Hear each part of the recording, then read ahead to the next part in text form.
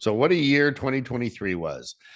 We learned a lot through our podcast. We learned what we should be focusing on. And in all these, sort of doom and gloom type of things where you're seeing volatility, interest rates, inflation, this podcast is going to summarize what did we learn?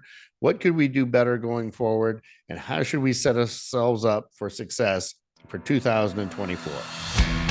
Hi, I'm Chris Reynolds, and I'm on a mission to help independent financial advisors build a better business through a remarkable client experience. In this podcast, you're going to learn how to do that from my conversations with the visionaries, the leaders, the independent advisors who are reshaping the future of the financial advice industry.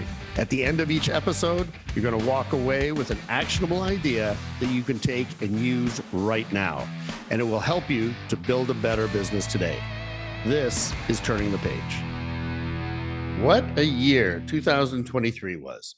I've actually dubbed it the year of overcoming obstacles. Now, if you think about it, there is an ancient proverb that says, may you live in interesting times. And times right now are very interesting. But in my mind, interesting is a good thing. Like economically, throughout this year, we had quite a ride. We had high inflation, we had high interest rates, volatile stock market. We had a few wars thrown in there, political instability, and that's just a start. On top of that, if you pay attention to any social media, you get a massive amount of mixed messages, and you really don't know what to believe anymore. So these are what you call interesting times. But luckily, it's not all that bad, actually. We haven't hit a recession. For the most part, earnings remain strong, and our clients have been great. They're cautious, but they're still loyal as ever. And more of the people that I talk to, whether it's through the podcast or whether I talk to advisors directly, in spite of all these things, we're having a great year. Professionals, this is where we earn our money. Like these are the challenging times. Challenging times, everyone can do well when everything's doing well. But in challenging times, this is where the professionals really step up. This is what you're starting to see, right? Because at least in our business, the wealth management business, the need for advice and guidance is greater than ever. Right? It's these moments that a lot of clients actually give up. And that's the wrong thing to do. Right? It's times like these where they abandon their well thought out plans and they move to what they perceive as safety. And this is where we can stand above our competition. This is where we can shine. We can show how we're different from the average advisor. But that doesn't mean that we're not having our own challenges within our business. And I'm sure that you have some challenges. We have a new regulation always to look at and how that fits into our business. We have certainly staffing has continued to be quite a challenge in managing teams. Capacity continues to be a challenge for many advisors in are they dealing with the right clients? Have they segmented their business in the right way? How about competition? There's always competition. There's always somebody else coming, trying to get your clients, talk to them. And then there's the whole thing that we've talked about on our podcast throughout the year is succession. And that's a big challenge in the industry right now. But I'd like to give you some advice. And this is the advice that I've learned and I've talked to, again, literally great entrepreneurs during this podcast this year. We've talked to great financial advisors who are doing it right. And so as we leave 2023 and as we move on to 2024, and after me interviewing some of the best advisors in the whole industry and talking to hundreds more through the Coffee with Chris, I've got to talk to literally some of the best advisors this industry has. And I can tell you that there's probably three things that it takes to really succeed and things that you should write down to do in the new year. One is, and this is my observation, all great advisors and people who deal with high net worth individuals lead with the financial plan.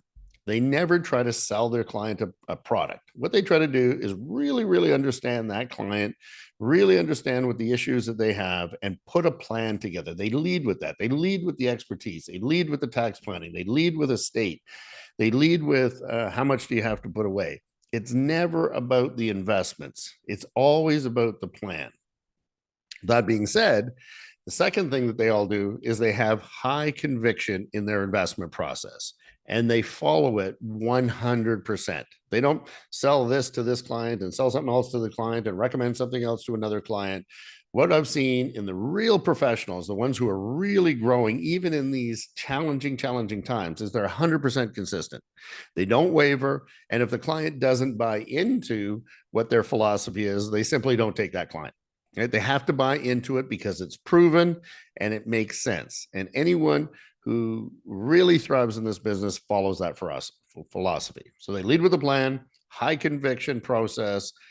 But the third thing is where they really focus is they package it well, or what I like to dub the client experience, right? This is what really counts. And again, it's not just in our industry, which is, where I focus, but, we've had people on this podcast from all kinds of different industries, and they will talk about the same thing.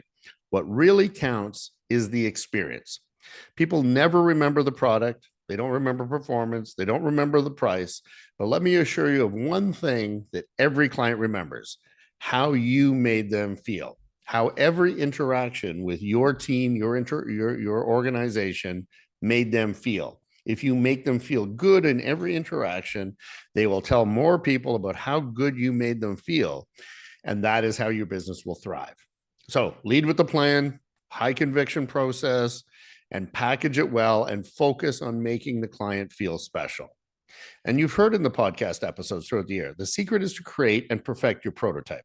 You've heard me talk about Starbucks and Pike's Place location and how they use this to really create 30,000 Starbucks stores across the world with the same client experience. Think Disney, with their intense focus on the customer experience and creating so much value, the clients really don't care what they pay. So it's never about price. It's always about experience. It's all about the value that you create for the other people that you deal with, specifically your customers. And I've heard Warren Buffett says, which kind of businesses do you like? And what kind of management teams do you like to run those businesses? And he has said, I love management teams who spend all day thinking about how to continue to delight their customers year after year. And I couldn't agree more. And by observation, as we've come out of this year and as we move out of next year, the one question I would put to you is, how do you delight your clients? And as I said, I've had tons of coffee with Chris, and this is one of the main topics that we talk about is, how are you going about delighting your client? So as challenging as it's been in the last few years, we continue to be in the best industry. We get to help people with their financial issues. We get to plan for their future successes. We get to build up their legacies for their families and future generations. And personally, I actually don't know a more noble profession. So as we come into leave 2023 and we move into 2024, I want to wish everybody a very happy new year. And let's start writing down those New Year's resolutions. And I know that over the next year, we're going to have a great lineup in our podcast of different professionals, different entrepreneurs, different people that are challenged with the same challenges you have, and you have overcome those obstacles. So as much as 2023 was the year of obstacles, next year is going to be the year of overcoming obstacles. And if you want to talk about what your New Year's resolutions are and what your obstacles are of achieving them, love to have a virtual coffee with you. Just let me know. I'd be happy to do that. With that, have a very happy Merry Christmas and a very happy New Year, and I will talk to you very soon. Thanks for joining me on Turning the Page.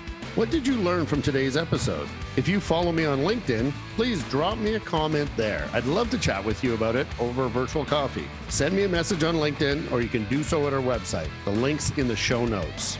I'm Chris Reynolds, and until next time.